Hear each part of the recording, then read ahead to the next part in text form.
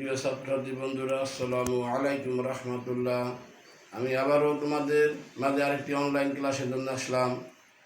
আমি তোমাদের মাঝে আজকে ব্যবসা সংগঠন ও ব্যবস্থাপনা প্রথম পত্রের পঞ্চম অধ্যায় নিয়ে আলোচনা করব। এর আগে আমি তোমাদের মাঝে পরিচয় দিই। আমি মোহাম্মদ শাহাবুদ্দিন, সহকারী অধ্যাপক, ব্যবস্থাপনা বিভাগ, আতাহারউদ্দিন হলাদার ডিগ্রি কলেজ, বাকেরগঞ্জ, বরিশাল। আজ আমি তোমাদের মাঝে শেয়ার ও ঋণপত্রের মধ্যে কি পার্থক্য রয়েছে সেই সম্পর্কে আলোচনা করবো ইনশাআল্লাহ।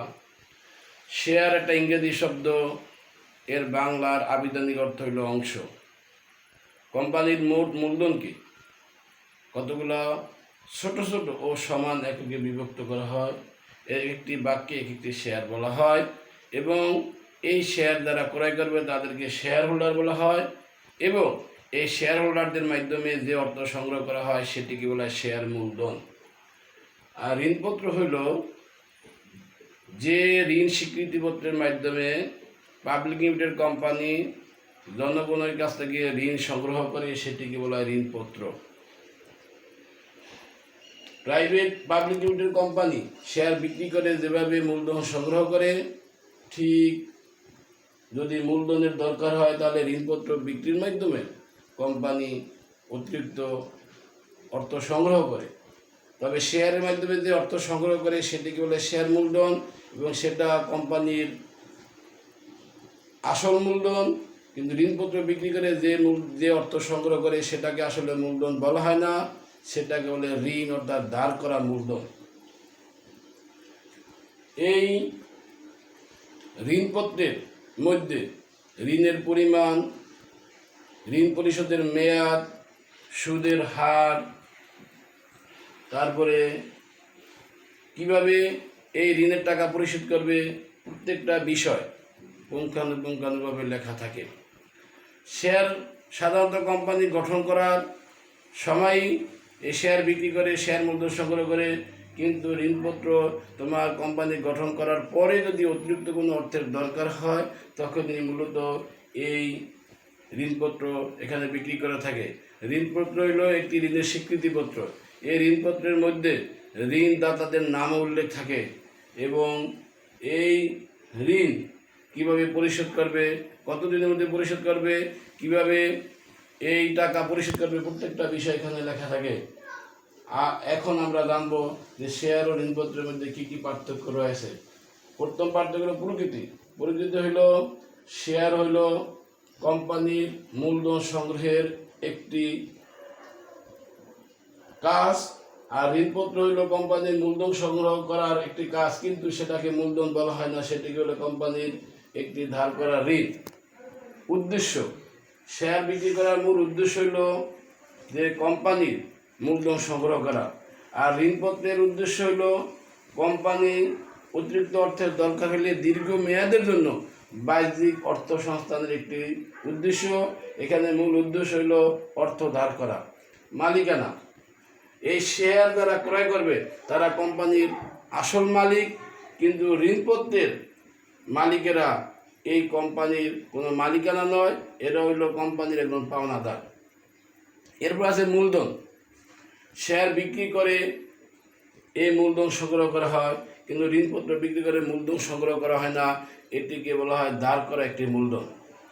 প্রাপ্তি, প্রাপ্তি হইল এই শেয়ার মালিকেরা শেয়ার ক্রয় করার পর তোমার এই কোম্পানি থেকে তোমার কি লাভ পেয়ে থাকে। আর ঋণপত্রের যে মালিক এরা কোম্পানি থেকে সুদ পেয়ে থাকে, এখানে কোনো লাভ তারা পাবে না। এরপর ব্যবসা পরিচালনা, শেয়ার মালিকেরা কোম্পানির পরিচালনায় যে কোনো বিষয়ে অংশগ্রহণ করতে পারবে, অর্থাৎ এরা পরিচালনায় অংশগ্রহণ করতে পারবে, কিন্তু ঋণপত্রের মালিকেরা যেহেতু কোম্পানির একজন পাওনাদার, তাই এখানে তারা ব্যবসা পরিচালনায় অংশগ্রহণ করতে পারবে না। এরপর আছে আয়ের নির্দিষ্টতা। আয়ের নির্দিষ্টতা হইল শেয়ার হোল্ডাররা কোম্পানির কাছ থেকে যে লাভ পাবে বা যে আয় পাবে এর কোনো নির্দিষ্ট সময়, এর কোনো নির্দিষ্টতা নেই। যদি কোম্পানির লাভ বেশি হয় তাহলে তারা লাভ বেশি পাবে, যদি লাভ কম হয় তাহলে তারা লাভ কম পাবে। কিন্তু ঋণপত্রের মালিকেরা কোম্পানির কাছ থেকে নির্দিষ্ট হারে তারা সুদ পাবে। এখানে তারা কোম্পানির লাভ যত হোক বা লোকসান হোক, এর সাথে তাদের আয়ের কোনো সম্পর্ক নেই। ভোটাধিকার কোম্পানির পরিচালনা পর্ষদের যখন পরিচালক নির্বাচন করবে তখন শেয়ার হোল্ডাররা এই ভোটাধিকার প্রয়োগ করতে পারবে, কিন্তু ঋণপত্রের মালিকেরা কোম্পানির পরিচালনা পর্ষদের সদস্য নির্বাচন করার সময় কোনো ভোটাধিকার প্রয়োগ করতে পারবে না।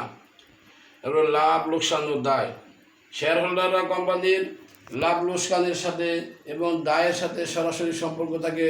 কারণ যদি কোম্পানির লাভ হয় তারা যেভাবে লাভ বহন করবে, আবার লোকসানের লোকসান বহন করবে, এবং কোনো দায় সেখানে শেয়ার হোল্ডাররা কোম্পানির দায় পরিশোধ করতে বাধ্য থাকবে। কিন্তু ঋণপত্রের মালিকেরা যেহেতু পাওনাদার, তাই এখানে লাভ লোকসানের সাথে এবং দায়ের সাথে কোনো সম্পর্ক নেই। এরপর আছে শর্তাবলীর উল্লেখ। শর্তাবলীর উল্লেখ হলো শেয়ারের মধ্যে কোম্পানির কি কি বিষয়, এখানে শেয়ার হোল্ডারদের দায় অধিকার কর্তব্য প্রত্যেকটা বিষয়, কোম্পানির যে দ্বিতীয় গুরুত্বপূর্ণ দলিল আছে সংবিধি সেখানে উল্লেখ থাকে। আর ঋণপত্রের মধ্যে তাদের বিভিন্ন বিষয়গুলা শুধুমাত্র ঋণপত্রের মধ্যে উল্লেখ থাকে। এরপর আছে পর্যায়, কোম্পানি যখন প্রথম গঠন করে, কোম্পানি গঠনের প্রথমেই এই শেয়ার বিক্রি করে তারপর মূলধন সংগ্রহ করে। কিন্তু ঋণপত্র কখন সংগ্রহ করে? কোম্পানি গঠন করার পরে যদি কোম্পানির অতিরিক্ত কোনো অর্থের দরকার হয় তখন তারা এই ঋণপত্র জনগণের কাছে বিক্রি করে তারপরে মূলধন সংগ্রহ করে। তারপর আছে দেখো জামানত। এই শেয়ারের টাকা সংগ্রহ করার জন্য কোনো জামানত দিতে হয় না কোম্পানিকে। কিন্তু ঋণপত্রের জন্য যদি বড় ধরনের কোনো ঋণ হয় বা বড় ধরনের কোনো অর্থ এখানে সংগ্রহ করতে হয় তাহলে কোম্পানিকে অবশ্যই একটি জামানত সেখানে জমা দিতে হবে। তারপরে টাকা ফেরত, শেয়ার হোল্ডারদের যে টাকা তারা শেয়ার ক্রয় করে তারপরে টাকা কোম্পানিকে দিয়েছিল, সেই টাকা কোম্পানির জীবনদশা, কোম্পানি যতদিন থাকবে ততদিন পর্যন্ত এই টাকা সংগ্রহ করার দরকার নেই। কিন্তু ঋণপত্রের মালিকেরা নির্দিষ্ট সময় শেষে কোম্পানি বিলোপ সাধনের আগেই তাদের টাকা ফেরত দেওয়া লাগবে। তারপরে কোম্পানি যখন বিলোপ সাধন হবে, সেই বিলোপ সাধনের সময় শেয়ার হোল্ডারদের টাকা সকলের দায় পরিশোধ করার পরে যে অর্থ থাকবে সেই অর্থ শেয়ার অনুপাতে বন্টন করা হবে।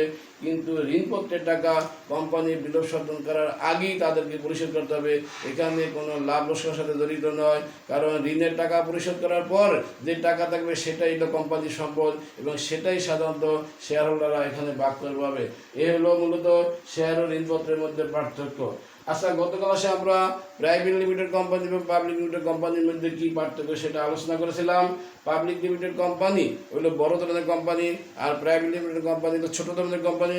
প্রাইভেট লিমিটেড কোম্পানির অনেক বিধিনিষেধ আছে, অনেক বাধ্যবাধকতা আছে, এই কারণে বা সীমাবদ্ধতা আছে। এই কারণে যদি কেউ প্রাইভেটকে পাবলিক লিমিটেড কোম্পানিতে পরিণত করতে চায় তাহলে এখানে কিছু নিয়ম কানুন রয়েছে। অর্থাৎ একটি প্রাইভেট লিমিটেড কোম্পানি সে পাবলিক করবে, এখন সেখানে কি কাজ করা লাগবে? সেখানে কাজ করার জন্য প্রথমে তোমার বিশেষ সভা আহ্বান করা লাগবে এবং প্রস্তাব পাশ করা লাগবে।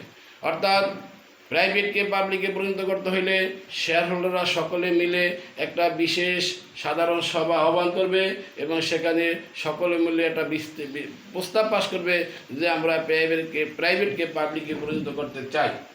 সেক্ষেত্রে কী কাজ করা হবে? সেক্ষেত্রে যে প্রাইভেটের যে সদস্য সংখ্যা 2 জন ছিল এবং সর্বোচ্চ 50 জন, সেটিকে পরিবর্তন করে সর্বনিম্ন 7 জন এবং সর্বোচ্চ শেয়ার সংখ্যায় সেটা পরিণত করতে হবে। এরপর আছে যে এখানে শেয়ার যে হস্তান্তর, কেউ কারো শেয়ার অন্যের কাছে হস্তান্তর করতে পারবে না।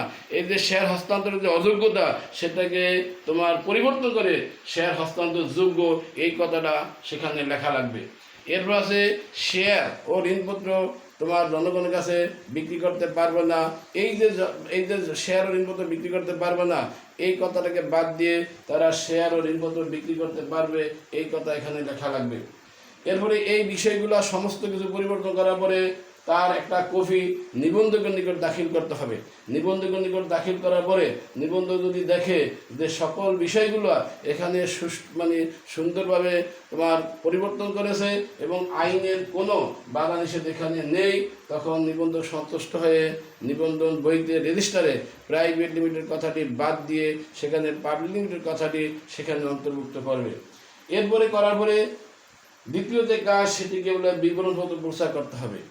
এরপর এখানে এসে এই কোম্পানিকে যে বিবরণপত্র প্রচার করার কথা এখানে তারা ছিল না, সেই বিবরণপত্র প্রচার করবে, সেই বিবরণপত্র প্রচারের একটি কপি নিবন্ধকের নিকট দাখিল করতে হবে। এই কাজগুলো করলে সাধারণত একটি private limited company public limited কোম্পানিতে পরিণত হবে। প্রাইভেট লিমিটেড কোম্পানি অনেক বিধিনিষেধ আছে, অনেক বাধ্যবাধকতা আছে, যে এখানে শেয়ার বিক্রি করতে পারবে না, শেয়ার হস্তান্তর করতে পারবে না, বিবরণপত্র প্রচার করতে পারবে না, এরকম তারপরে বিধিবদ্ধ সভা আহ্বান করতে পারবে না, তারপরে এরকম যে তোমার নিবন্ধকের অনুমতি লাগবে না, এরকম যে অনেক ন্যূনতম মূল্য সংগ্রহ করা লাগবে না, যোগ্যতা সুযোগ শেয়ার ক্রয় করা লাগবে না, এরকম যে অনেকগুলা বিধিনিষেধ আছে সেগুলা আর থাকলো না। তখন যোগ্যতা সুযোগ শেয়ার ক্রয় করতে পারবে, তারপর বিবরণপত্র প্রচার করতে পারবে, তারপর ন্যূনতম মূল্য সংগ্রহ করতে পারবে, যে কোনো কাজ যে কোনো সময় তারা করতে পারবে।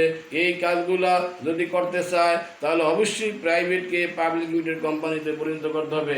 এই বিষয়টা খুবই একটি গুরুত্বপূর্ণ বিষয়, যে কিভাবে প্রাইভেটকে পাবলিক লিমিটেড কোম্পানিতে পরিণত করতে হয় সেই বিষয়গুলো নিয়ে আজকে আলোচনা করলাম। তাহলে প্রথমে বিশেষ সভা আহ্বান করতে প্রস্তাব পাস করে দেবে, সদস্য সংখ্যা পরিবর্তন করে তারপরে স্বাদ এবং শেয়ার সংখ্যা তারা সীমাবদ্ধ এই কথাটা লেখা লাগবে। তারপর শেয়ার হস্তান্তর করা যাবে না এই কথাটা বাদ দিয়ে শেয়ার হস্তান্তর করা যাবে, এবং তোমার বিবরণ প্রচার করতে পারবে না এখন পারবে। এই বিষয়গুলো পরিবর্তন করলে এবং নিবন্ধকের নিকট দাখিল করলে নিবন্ধক সন্তুষ্ট হলে নিবন্ধক তার রেজিস্টারে প্রাইভেট কথাটা কেটে তারপরে পাবলিক লিমিটেড কথাটি সেখানে অন্তর্ভুক্ত করবে। এই হলো মোটামুটি প্রাইভেটকে কীভাবে পাবলিক লিমিটেড কোম্পানিতে রূপান্তর করা যায়। আজকে এই পর্যন্ত থাকবে। সকলকে এই ঈদুল আজহার অগ্রিম শুভেচ্ছা জানিয়ে আজকে আমি তোমাদের কাছ থেকে বিদায় নিলাম। আবারও ঈদের পরে আসবো এই আশাবাদ ব্যক্ত রেখে আমি আজকের মতো শেষ করলাম। আসসালামু আলাইকুম রহমতুল্লাহ।